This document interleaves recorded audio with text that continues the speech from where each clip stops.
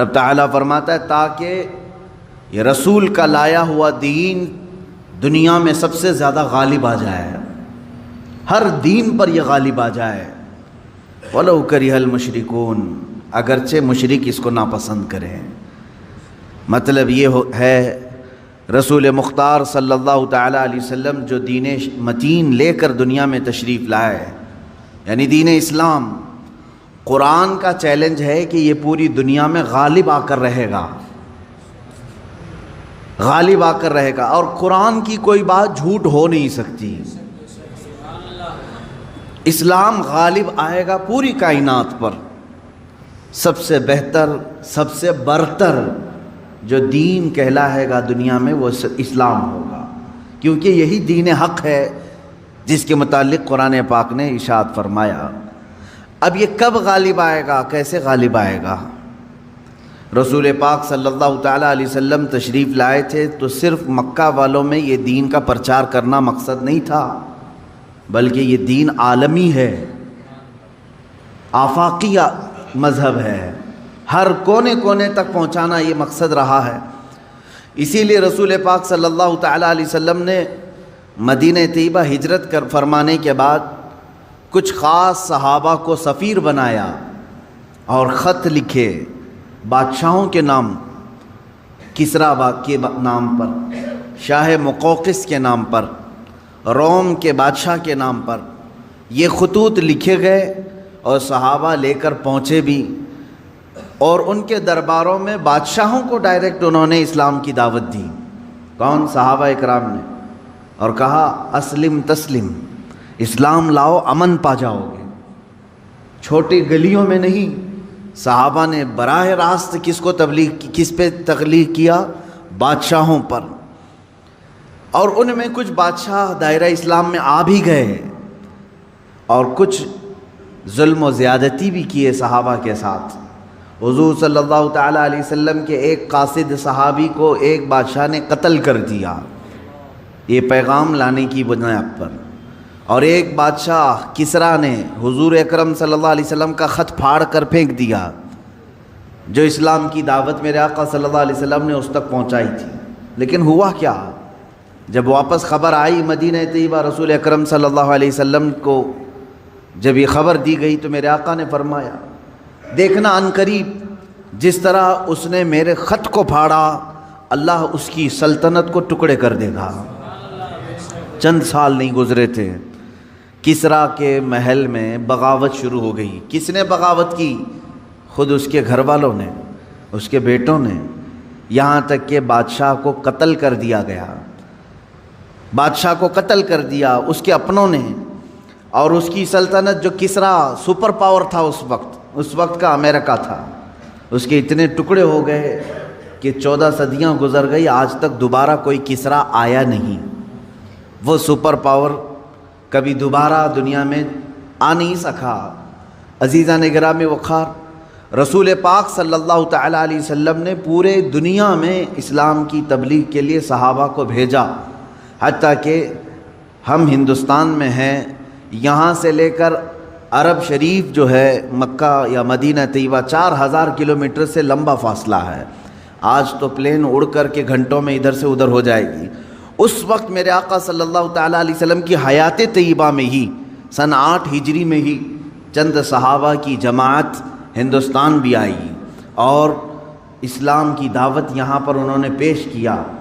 یہ کیرلا کی سرزمین سے اسلام کی دعوت شروع ہوئی اور دیکھتے ہی دیکھتے پورے ہند میں بھی پھیلی۔ چند سالوں کے بعد محمد بن قاسم آئے، ان کے ذریعے سے اسلام کی دعوت اور پھیلی۔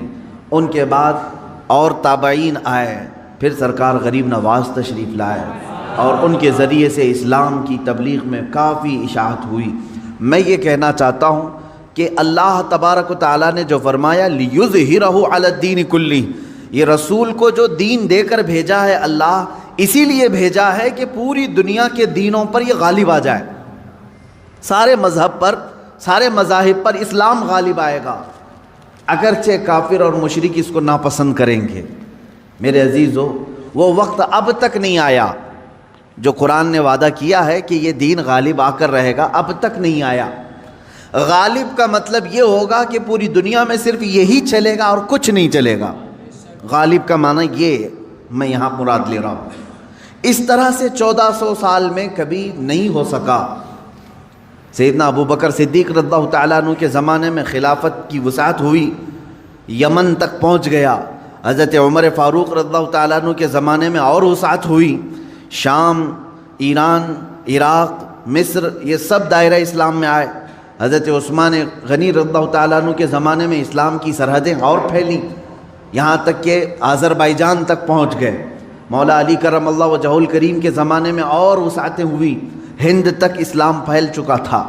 اب اسی طرح بعد کے جو ملوک آئے, یعنی اموی جو خلافت تھی, اس میں جتنے بادشاہ آئے انہوں نے بھی اسلام کی وسعتوں کو پھیلایا, لیکن پورے کے پوری دنیا پر اسلام کو غالب کرنے کے لیے کوئی بادشاہ نہیں آیا. تقریباً عباسی خلافت جو ہے 550 سال کے قریب چلی. ان کے بعد خلافت عثمانیہ جو ترکی کی ہے, ان کی بھی حکومت تقریباً 600 کے آس پاس چلی, 650 سال تک. اب اندازہ کریں ترکی کی خلافت عثمانیہ کی بھی سرحدیں تقریباً 3 انٹرکانٹیننٹل تک پہنچتی تھی. بر اعظم افریقہ بھی اس میں شامل تھا, ایشیا کے بہت سارے ممالک شامل تھے, یورپ کے بھی کئی ممالک اس میں شامل تھے ترکی کی خلافت عثمانیہ کے انڈر میں. پھر بھی غالب جس کو کہتے ہیں وہ نہیں تھا. بہت سارے ممالک اسلام میں نہیں تھے.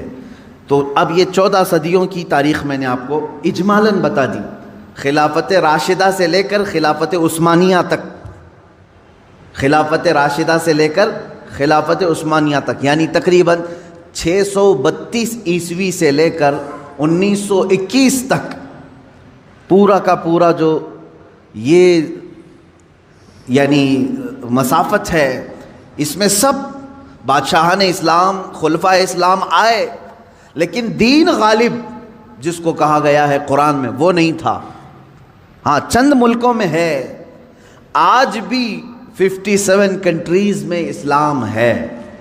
تقریباً اسلام تو پوری دنیا میں ہے, لیکن 57 کنٹریز ایسی ہیں جو اپنے آپ کو اسلامی ملک کہتی ہیں, جہاں کے بادشاہ, جہاں کا نظام اکثر بیشتر اسلام سے ملتا جلتا ہے. اسلامی کنٹریز کے نام پر 57 ملک آج بھی ہیں, لیکن پھر بھی جو اللہ نے فرمایا پوری دنیا میں غالب آئے گا وہ نہیں ہوا. اب ہم رب تعالیٰ سے پوچھتے ہیں مولا وہ کب آئے گا جب پوری دنیا پر صرف دین اسلام غالب ہوگا اور رسول کا یہ دین غالب آ کر رہے گا. یہ بات طے ہے, جب اللہ نے فرمایا تو ہونا ہے. اس سے پہلے جو حالات آئیں گے وہ بھی میں بتاؤں گا آج کی اس گفتگو میں. رسول پاک صلی اللہ تعالیٰ علیہ وسلم سے ہی پوچھ لیتے ہیں کہ آقا آپ کا لایا ہوا یہ دین پوری دنیا کے چپے چپے میں کب پھیلے گا, کب ہر انسان دائرہ اسلام میں رہے گا. اللہ کے نبی صلی اللہ تعالیٰ علیہ وسلم ارشاد فرماتے ہیں قیامت کے قریب میری اولاد میں ایک میرا بیٹا پیدا ہوگا جس کا نام محمد ہوگا, حضور صلی اللہ علیہ وسلم کے نام پر ہوگا, اور دنیا اسے لقب سے یاد کرے گی مہدی کے نام سے. اور حضور اکرم صلی اللہ علیہ وسلم نے ارشاد فرمایا میری نسل میں, میری اولاد میں, حضرت فاطمہ کی اولاد میں جب وہ پیدا ہوں گے دنیا میں اور پھر ان کی خلافت قائم ہوگی تو فرمایا گیا کہ پوری دنیا میں صرف اور صرف اسلام غالب آ کر رہے گا. اب وہ زمانہ کب آئے گا؟ ہاں اللہ کا وعدہ برحق ہے. اللہ نے فرمایا یہ دین پوری دنیا پر غالب آ کر رہے گا, چاہے تم پسند کرو نہ پسند کرو. اب میری گفتگو کو بھی بہت سارے لوگ ناپسند کریں گے, وہ یہی کہیں گے ایک سامپردائک بھاشن ہے, یعنی ایک دوسرے کے بھید بھاؤ کی بات نہیں. میں کہوں گا اگر تم زندہ رہو گے تو دیکھو گے انشاءاللہ العزیز تم بھی اس چیز کو ایکسیپٹ کرو گے جو تمہاری روح کو سکون پہنچانے والی چیز ہے, تمہارے قلب میں اطمینان ڈالنے والی چیز ہے. اسلام کا مطلب یہ ہے پیس, کہ تمہارے دلوں میں اور روح میں وہ سکون پیدا کرتا ہے. عزیزان گرامی وقار, اب رسول پاک صلی اللہ تعالیٰ علیہ وسلم کے فرمان کا مقصد میں آپ کو سمجھاؤں۔ حضور نے فرما دیا قیامت کے قریب میری اولاد میں میرا ایک بیٹا پیدا ہوگا جس کا نام میرے نام سے مشابہ ہوگا، یعنی محمد، اور اسے پورا زمانہ امام مہدی کے نام سے یاد کرے گا، اور وہ پوری دنیا میں کائنات میں اسلام کو غالب لا کر رہیں گے۔ اسی زمانے میں عیسیٰ علیہ السلام کا نزول بھی ہوگا۔ حضرت عیسیٰ علیہ السلام آسمانوں پر آج بھی باحیات ہیں، یہ ہمارا عقیدہ ہے سارے مسلمانوں کا۔ امام مہدی کے زمانے میں عیسیٰ علیہ السلام اتریں گے۔ یہ کون سا علاقہ ہوگا اس کے متعلق حدیثیں ہیں۔ حضرت امام مہدی کا جو ظہور ہے یہ کب پیدا ہوں گے یہ نہیں معلوم، ظاہر ہوں گے، یہ پیدا ہو چکے ہوں گے، آج بھی ہو سکتا ہے، ممکن ہے، پاسبل ہے، جب ان کی عمر پاک 30-40 سال کے آس پاس ہوگی، اور یہ مکہ مکرمہ میں خانہ کعبہ کے طواف کے دوران ایک لشکر آئے گا جو خانہ کعبہ کو ڈھانے کی کوشش کرے گا، حملہ کرے گا، اور حضرت امام مہدی دعا کریں گے۔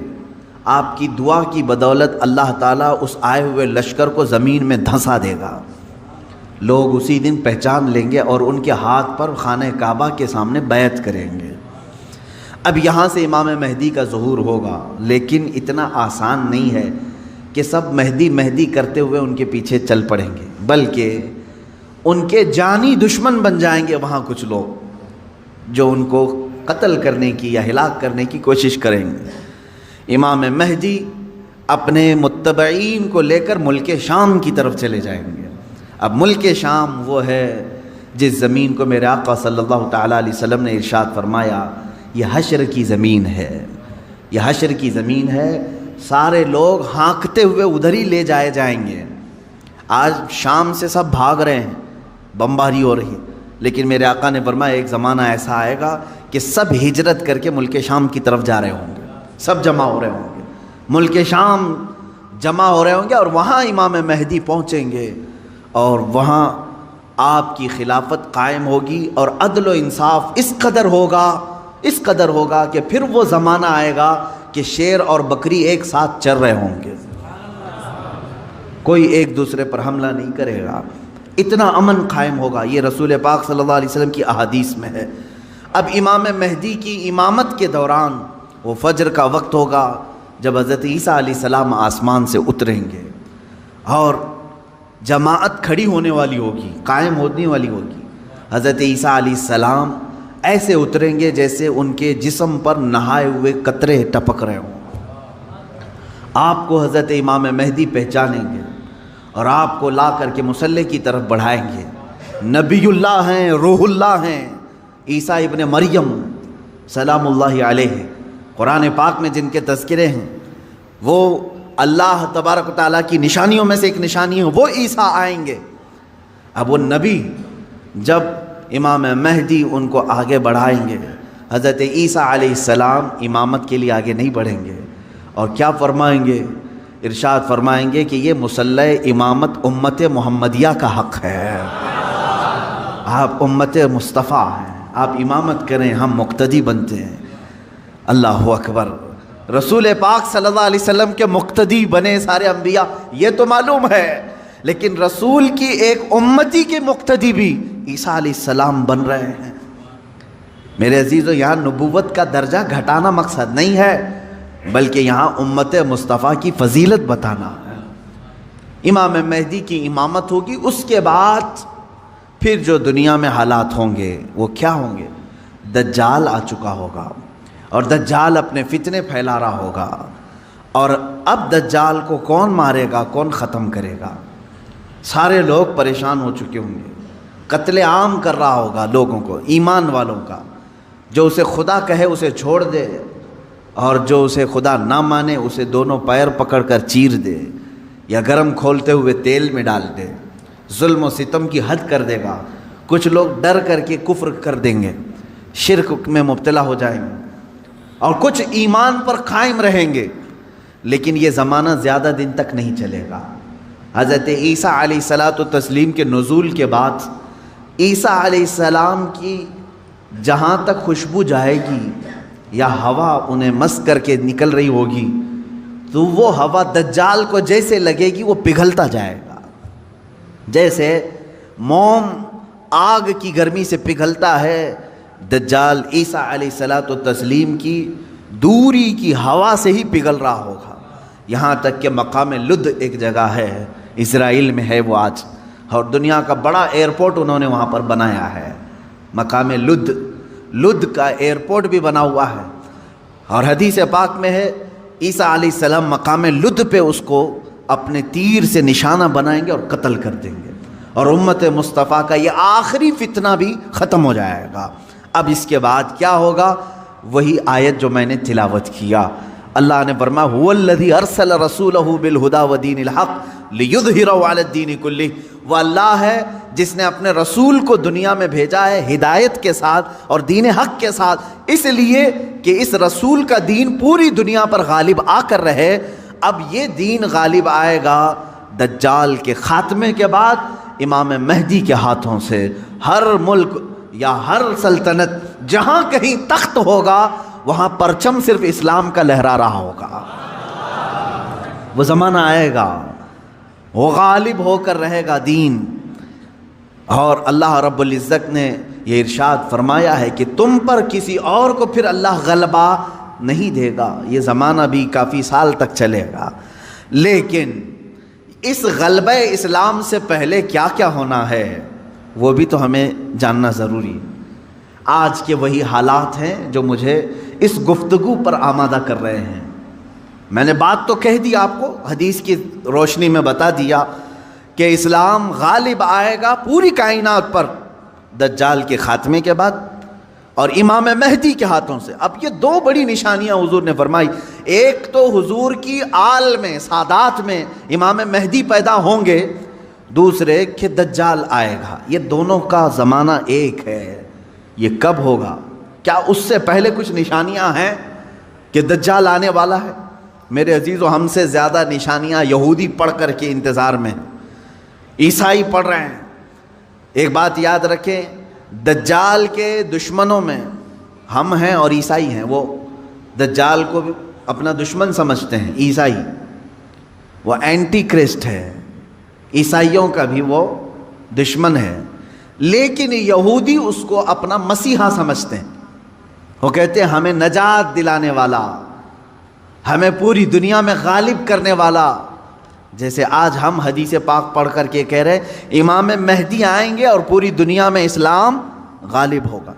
یہودی یہ کہتے ہیں لوسیفر آئے گا یا دجال آئے گا، جس کو وہ مسیحا کہہ رہے ہیں، اور وہ ان کو نجات دلائے گا سارے ظلموں سے اور پوری دنیا میں ان کی حکومت قائم کرنے میں ان کی مدد کرے گا۔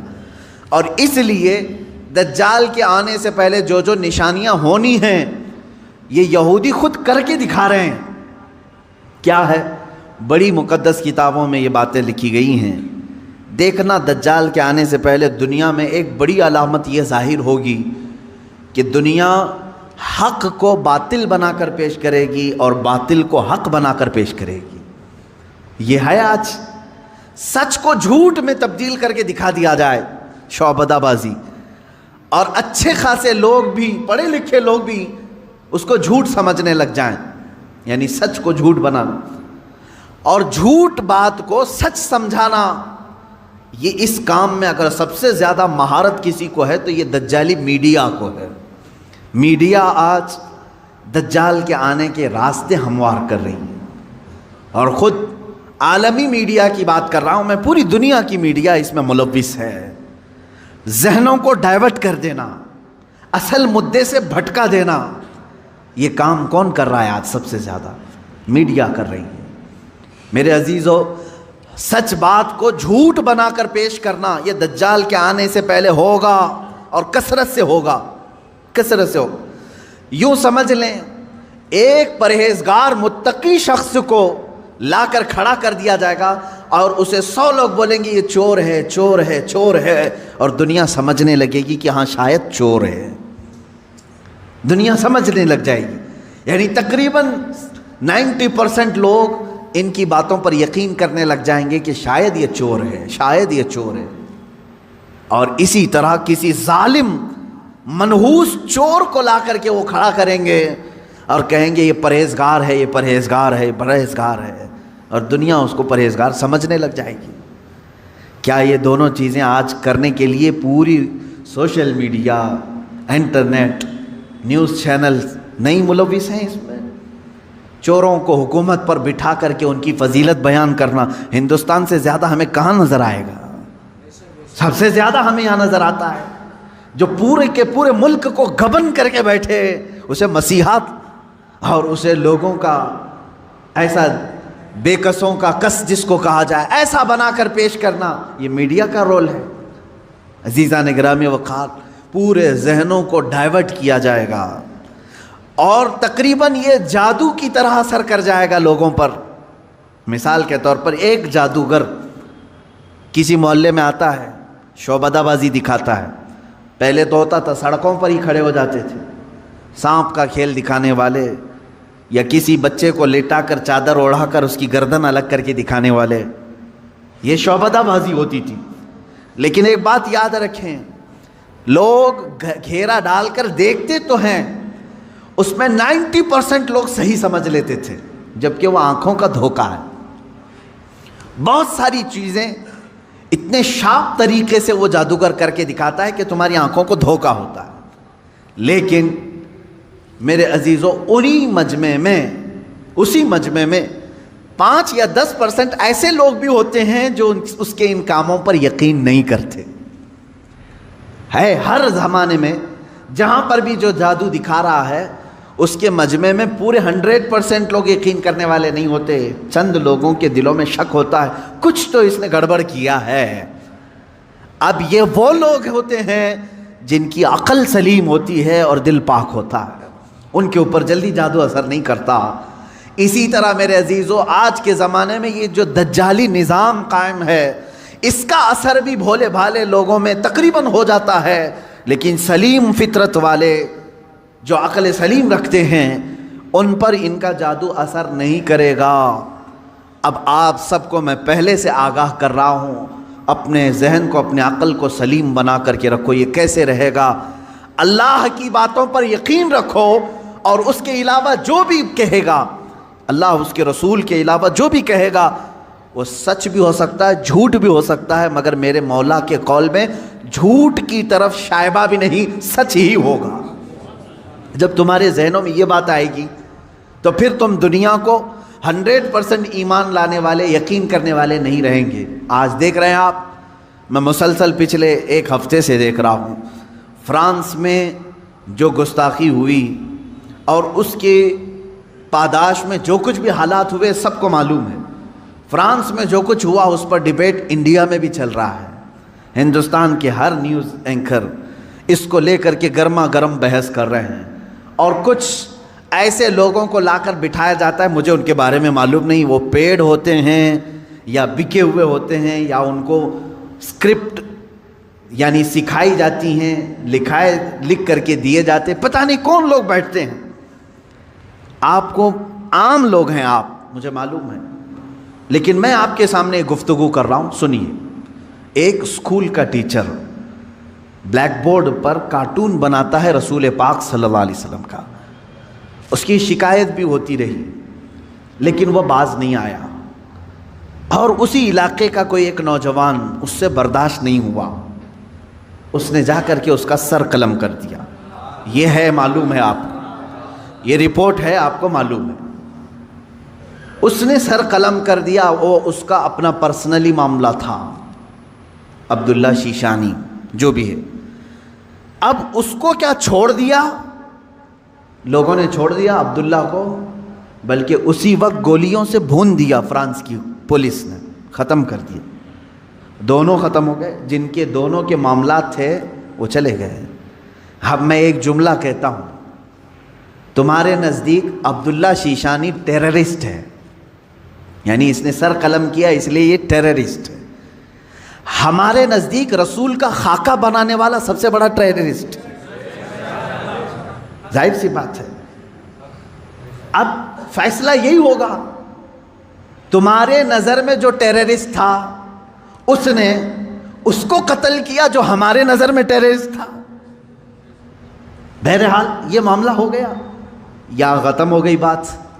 لیکن میرے عزیزو، اس واقعے کے بعد فرانس کی حکومت کو کسی ایک کی طرفداری کر کے گورنمنٹ بلڈنگوں پر حضور پاک صلی اللہ علیہ وسلم کے خاکے لگانے کا کیا مقصد تھا؟ حکومت کسی ایک ویکتی کے، ایک پرسنل شخص کی حمایت کرتے ہوئے اور گورنمنٹ کی بلڈنگ پر بڑی سائز میں حضور پاک صلی اللہ علیہ وسلم کی تصویر لگا رہی ہے، یعنی کارٹون بنا کر کے. کارٹون در حقیقت یہ گالی کی صورت ہے. آدمی صاف گالی نہیں دے سکتا تو اس کی صورت بگاڑ کر کے کہیں لکھ جائے. حضور پاک صلی اللہ علیہ وسلم کو انہوں نے کیا. اب پوری دنیا بھر کے مسلمانوں میں جو غصہ ہے میرے عزیزو، یہ قتل جو ہو چکا تھا وہ 8 دن پہلے ہو گیا، 10 دن پہلے ہو گیا، معاملہ ختم ہو گیا. اس قتل پر کسی نے احتجاج نہیں کیا. کہیں ہے کہ پروٹیسٹ نہیں ہوا. پوری دنیا بھر کے مسلمان جو راستوں پر آئے یا پروٹیسٹ کیے، کس کے متعلق؟ فرانس کی حکومت نے جو یہ غلطی کی ہے، اپنی عمارتوں پر، گورنمنٹ کی بلڈنگوں پر جو رسول پاک کے خاکے لگائے، اس کے خلاف پوری دنیا بھر کے مسلمانوں کو غصہ ہے اور سب آئے. یہ بات صاف صاف میں بتا رہا ہوں آپ کو، سنیے. آپ کا میرا غصہ بھی کس پر ہے؟ دیکھیں، ٹیچر کا معاملہ ختم ہو گیا، اس نے کیا تھا، سامنے والے نے مار دیا، وہ معاملہ ختم ہو گیا، وہاں ختم ہو گئی چیز. اور جس نے قتل کیا اس کو بھی تم لوگوں نے نہیں چھوڑا، وہ بھی اس کو بھی گولیوں سے مار دیا، معاملہ ختم.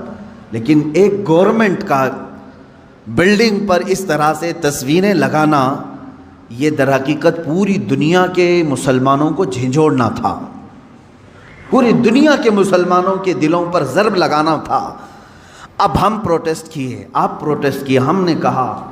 لیکن ہندوستان میں آنے کے بعد اب دجالی نظام کی جو میڈیا ہوتی ہے، یہ کیا کرتی ہے؟ پورے بحث کو ڈائیورٹ کرتی ہے، پورے مدے کو ڈائیورٹ کرتی ہے. یہ سارے جتنے پروٹیسٹ ہو رہے ہیں، نیوز والے اسے کیا دکھا رہے ہیں جانتے ہیں آپ؟ نیوز والے یہ دکھا رہے ہیں کہ دیکھو، ایک ٹیررسٹ کی حمایت میں اتنے مسلمان ہندوستان کی سڑکوں پر آ گئے. یعنی عبداللہ شیشانی نے جو قتل کیا ٹیچر کا، اس کی حمایت میں یہ سارے لوگ کھڑے ہیں اور پورا ڈیبیٹ اسی پر چل رہا ہے. کیا آپ لوگ ہندوستان میں رہ کر کے ایک قتل کی حمایت کرتے ہیں؟ ایک قتل کی حمایت کرتے ہیں؟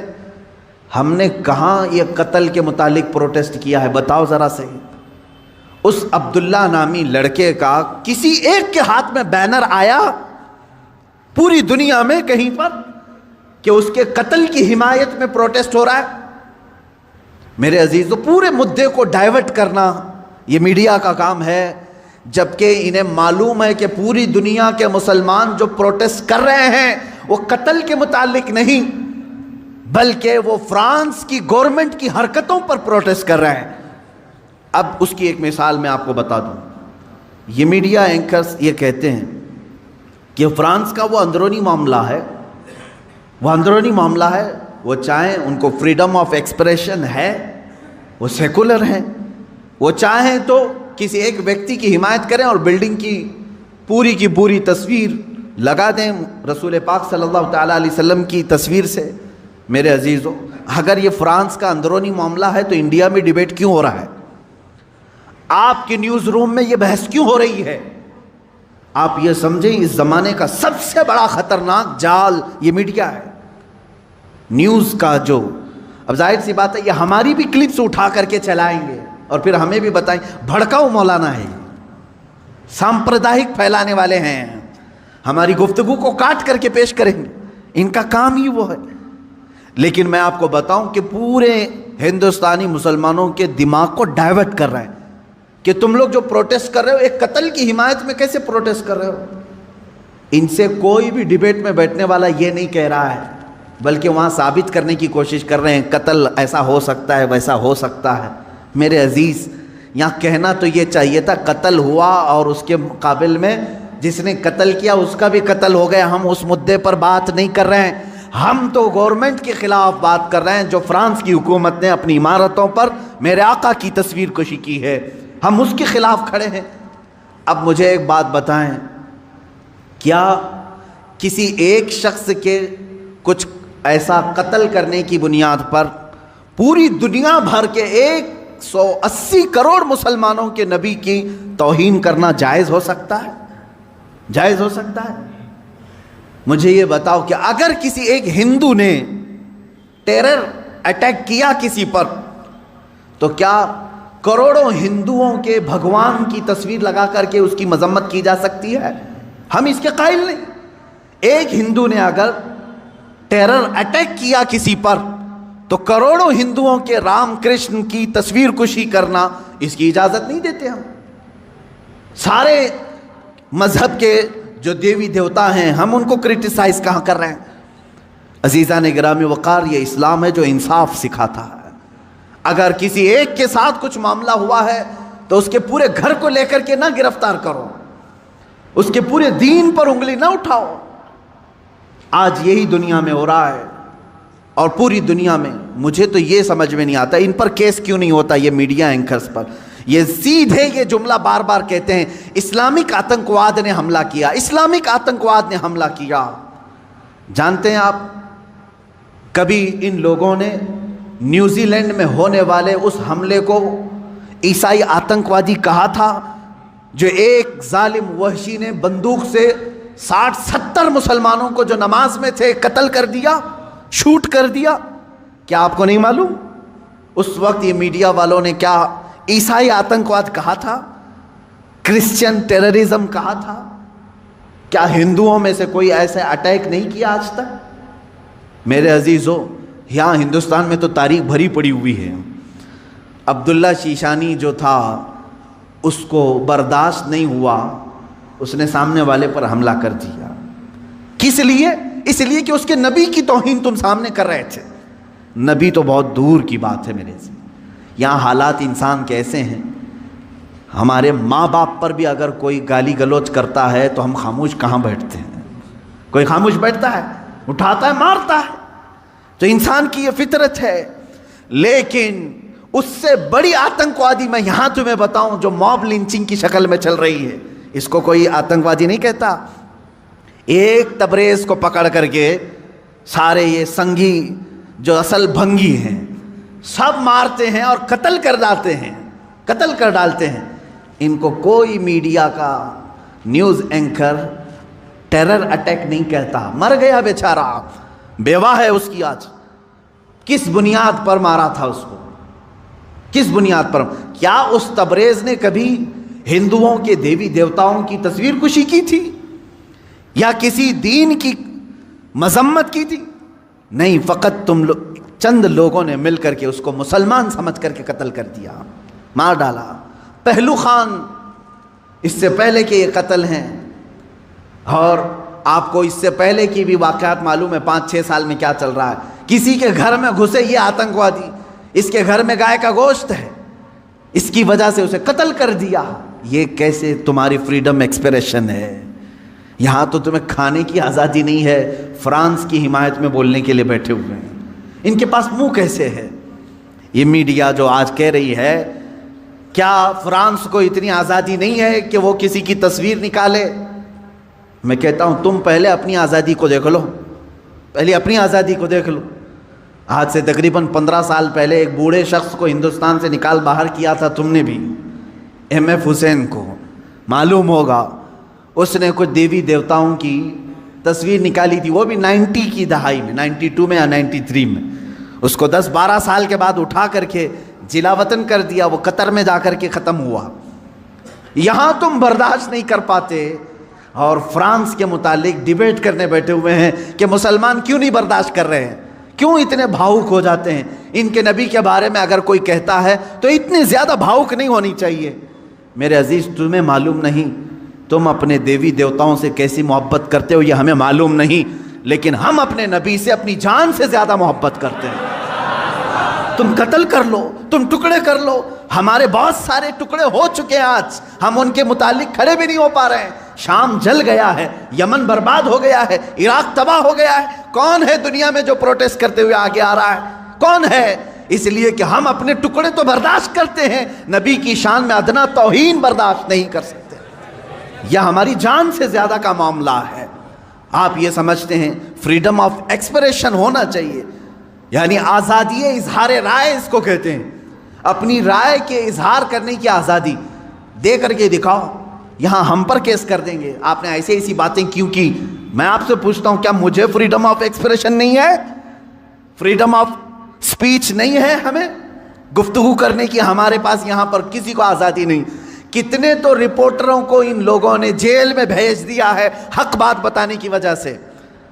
ابھی کل یا پرسوں ایک کتے کو گرفتار کیا ہے تو پورے کے پورے لوگ راستوں پر کھڑے ہو گئے، نہیں یہ فریڈم آف ایکسپریشن کے خلاف ہے، اس لیے کہ ہمارا پالا ہوا تھا، تم نے کیسے پکڑ لیا؟ ہمارا پالا ہوا تھا۔ اصل میں بات یہ ہے کہ ایک اسٹیٹ کی میونسپلٹی نے یا پولیس نے یہ سمجھا کہ آوارہ کتا ہے اور گرفتار کر لیا۔ ہوا ایسی ہی، ادھر ادھر پھرنے والے کتوں کو میونسپلٹی گرفتار کرتی ہے، لیکن شاید میونسپلٹی کو معلوم نہیں تھا اس کے گلے میں پٹا تھا کسی کا، وہ پالا ہوا تھا، اس کی وجہ سے اب مالک راستے پر آ گئے کہ ہمارا کتا گرفتار ہو گیا ہے۔ لیکن میرے عزیزو، یہ ڈبل رول آپ کو معلوم نہیں۔ آپ ایک دوسرے اسٹیٹ میں جائیں، تحقیق کریں، آپ کو معلوم ہوگا صرف 4 سال کے اندر 10 یا 12 ایسے نیوز اینکر ہیں جنہوں نے صحیح بات بتائی تو ان پر کیس ٹھوک دیا اور انہیں اندر بھیج دیا ہے۔ وہاں کہاں ہے فریڈم آف ایکسپریشن؟ یہ جو دنیا میں چل رہا ہے اس جال کو سمجھو، یہ دجال کے آنے سے پہلے کا جال ہے۔ آپ سے صرف اور صرف میں ایک ہی گزارش کروں گا، اور میری بات سننے والوں سے میری اپیل ہے، ایک اپیل ہے کہ آج اللہ رب العزت نے تمہیں عقل سلیم عطا کیا ہے، جو کچھ یہ جادو دکھا رہے ہیں اس پر 1% بھی یقین مت کرنا، یقین مت کرنا۔ اس جال سے اپنے آپ کو باہر کر لو، جو TRP کے چکر میں پورے گھوٹالے کر رہے ہیں ان سے تم باز آ جاؤ، نکل جاؤ۔ دنیا کی خبریں دیکھنے کے لیے آپ کو صرف اور صرف ان کی بکواس دیکھنا ضروری نہیں ہے۔ اب دنیا گلوبل ولیج کی شکل اختیار کر چکی ہے، ادھر نظر ہٹاؤ ادھر نظر ہٹاؤ سب تمہیں دکھ جائے گا، لیکن ان دجالی نظام کے پیروکاروں کے پیچھے نہ جائیں، یہ میری آج کی یہی گزارش ہے، ورنہ جادو تم پر بھی اثر کرے گا اور تم بھی وہی بولی بولو گے، تم بھی وہی بولی بولو گے۔ 4-5 سال کے اندر ان لوگوں نے ایسا ہی فیلڈ بھی بنائی، جو پہلے کٹر دشمن تھے وہ آج کٹر حامی بن گئے، ان کے جے جے کار کرنے لگے، یہ بھی آپ نے دیکھا ہوگا۔ تو میڈیا کا اثر دماغوں پر آنے نہ پائے، اس بات کی میں اپیل کروں گا، اس لیے کہ دجال کے آنے سے پہلے جو علامات بتائی گئی اس میں سب سے بڑی علامت یہ ہے حق کو باطل بنا کے پیش کیا جائے گا اور باطل کو حق بنا کر پیش کیا جائے گا۔ جیسے فلسطین کو بھی دیکھ لیں، فلسطین ایک چھوٹا سا ملک، یہ فرسٹ ورلڈ وار میں مسلمانوں کی آبادی پوری 4000 یہودیوں کو رہنے کے لیے شرن دیا گیا، شرن کہتے ہیں نا، پناہ دی گئی 4000 یہودیوں۔ اب یہ ان کی ہجرت شروع ہوئی 4000 سے، فلسطین جانے لگے لاکھوں کی تعداد میں پہنچ گئے۔ 1948 کے زمانے میں 1947 جو ہماری آزادی کا سال ہے، اسی کے دوسرے سال اسرائیل میں وہ جو 4000 آئے تھے اب لاکھوں کی تعداد میں جمع ہوئے، انہوں نے اعلان کر دیا کہ یہ فلسطین نہیں ہے، یہ اسرائیل ہے، یہ ہمارا ملک ہے، ہمارے باپ داداؤں کا ملک ہے، پہلے سے ہم یہیں آباد تھے۔ اب وہ دنیا کو منانے لگے، اپنی ایمبیسیاں ہر ملک میں کھولنے لگے۔ کچھ ملک اس وقت نہیں تسلیم کر رہے تھے کہ نہیں تم کنٹری نہیں ہو، تم زبردستی قبضہ کیے ہو، لیکن میڈیا نے اتنا دماغ واش کیا کہ آج عرب کی دھرتی پر بیٹھے ہوئے بادشاہ بھی یہ کہنے لگے فلسطین تھا ہی نہیں، اسرائیلی اصل ہے۔ مان لیا، یہ جادو اثر کر گئے۔ آج متحدہ عرب امارات بھی کہتا ہے کہ اسرائیل ایک کنٹری ہے، ہم اس کو تسلیم کرتے ہیں۔ سعودی نے بھی تسلیم کر لیا ہے، جارڈن تو بہت پہلے سے تسلیم کیا ہوا ہے، مصر تسلیم کیا ہے، اب سوڈان کی باری ہے۔ اس طرح سے جو اسلامک کنٹریز تھے وہ کہتے تھے فلسطین ہمارا قبلہ اول ہے، وہاں پر بیت المقدس ہے، سال ہا سال سے مسلمان آباد ہیں۔ کوئی تسلیم نہیں کرتا تھا، لیکن میڈیا کا جادو اثر کرتا رہا۔ انہوں نے ایسی فیلڈ بنائی کہ اب ہر کوئی ان کے انڈر میں آتا رہا۔ یہ دجال کے آنے سے پہلے یہ فیلڈ ہموار کی جائے گی۔ اب مسلمانوں، آپ اپنے ذہن کی خبر لو، اپنے دماغ کی خبر لو، کیا ان کی بنائی ہوئی فیلڈ پر تم بھی اپنا دین بیچ کر کے ان کی جے جے کار کرو گے، یا پھر رسول پاک کے لائے ہوئے دین پر برقرار رہو گے؟ اپنے ذہن کی خبر تم خود لے لینا۔ دنیا جو دکھا رہی ہے میں اس کو ایکسیپٹ کر لوں گا۔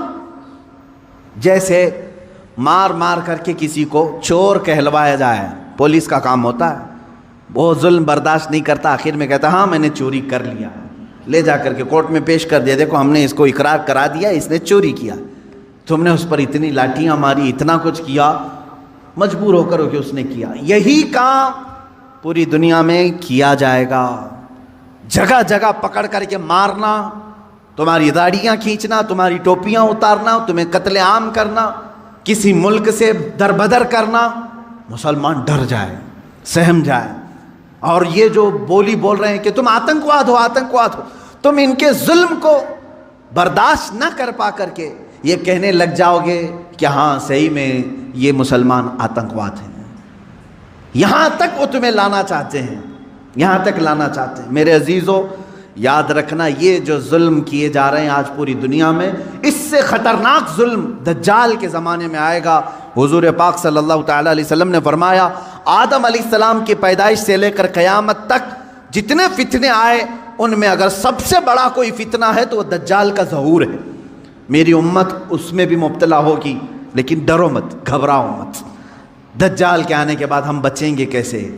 ایک بات یاد رکھنا، جس کے ساتھ اللہ ہے، رب ذوالجلال کا یقین اس کے دل میں ہے، وہ دجال کیا 100 دجالوں سے بھی بچ جائے گا۔ اور جو دجال کے فتنوں سے بچ گیا، میرے آقا صلی اللہ علیہ وسلم نے بشارت دی، وہ بغیر حساب کتاب کے جنت میں جائے۔ سارے فتنے تو دنیا میں اس نے جھیل لی ہے، ساری مصیبتیں جھیل لیا ہے، اللہ رب العزت اسے انعام عطا کرے گا، آپ جنت کے حقدار ہوں گے۔ اس لیے اپنے ذہن کو، اپنی طبیعت کو ہمیشہ سنبھال کر کے رکھو۔ میرا دماغ اور میرا ذہن بکنے والا نہیں، اور چاہے یہ ظلم کے پہاڑ ہم پر توڑ دیں، آج ہو رہا ہے، کل ان کی باری تھی، آج ہماری باری ہے، یہ ہو سکتا ہے۔ آج ان کی باری ہے، کل ہماری باری ہے، یہ ہو سکتا ہے۔ ہم اگر اس ظلم کے شکار ہو گئے تو اے میرے سننے والوں، کبھی نہ گھبرانا، کبھی نہ گھبرانا۔ امت کے علماء جاتے رہے، لیکن اسلام پھلتا پھولتا ہی رہا۔ آج اگر ہمارے خون کی اسے ضرورت ہے تو ہم اپنے خون سے اس کی سچائی کریں گے، اس لیے کہ ہم یزیدی نہیں، ہم حسینی کردار رکھتے ہیں۔ ضرورت پڑے تو اسلام کے لیے اپنے خون سے آبیاری کی جائے گی اور دین اسلام کی حفاظت کی جائے گی۔ آپ سب اپنے اختلافات کو ختم کرو۔ ان دجالی نظاموں پر آپ یقین کبھی مت رکھنا۔ گھر میں جاتے ہی ٹی وی آن کرنا، اس نیوز کو دیکھتے ہیں، اس نیوز کو دیکھتے ہیں، اور پھر اس کو کہیں آمنا صدقنا، ہم ایمان لایا، ہم تصدیق کرتے ہیں۔ نہ، آج کے زمانے میں جس نے اس طرح کا یقین کیا، میں سمجھتا ہوں اس نے بہت بڑی گمراہی خرید لی ہے، بہت بڑی گمراہی۔ ہاں، جب قرآن کھولنا تب کہنا آمنا و صدقنا، میں ایمان لاتا ہوں اور اس کی ہر بات پر تصدیق کرتا ہوں۔ اس لیے قرآن نے کہا ہے هو الذی ارسل رسولہ بالہدی ودین الحق لیظہرہ علی الدین کلہ ولو کرہ المشرکون۔ وہ اللہ ہے جس نے اپنے رسول کو ہدایت کے ساتھ بھیجا ہے اور ایک حق دین دے کر کے بھیجا ہے۔ اس لیے بھیجا کہ اس رسول کا دین پوری دنیا میں غالب آ کر رہے گا، پوری دنیا میں غالب آ کر رہے گا انشاءاللہ العزیز۔ وہ دن آئے گا جب ہر گھر پر، ہر پارلیمنٹ پر پرچم اسلام لہرا رہا ہوگا۔ میرے نبی کا، مصطفیٰ کریم صلی اللہ تعالیٰ علیہ وسلم کا نظام بول رہا ہوگا۔ اللہ رب العزت سے ہم یہ دعا کرتے ہیں کہ مولا اگر ہماری قسمت میں وہ دن لکھے ہوں تو ضرور ہمیں ان دنوں تک زندہ رکھ اور ہماری عمر کو اتنی طویل کر کہ ہم کائنات عالم میں پرچم اسلام کو لہراتے ہوئے دیکھ سکیں، ہمارے دلوں کو سکون ہو سکے۔ اے قدیر و جبار خدا، اگر ہم غریبوں کے حصے میں کوئی چیز تو لکھنا رکھا ہے تو بس تیری ذات سے یہ امید رکھتے ہیں، تیرے فضل سے یہ یقین رکھتے ہیں کہ ہمیں امام مہدی کی فوج میں شامل فرما دے، ان کی خلافت میں ہم سب کو شامل فرما دے۔ وآخر دعوانا ان الحمد للہ رب العالمین۔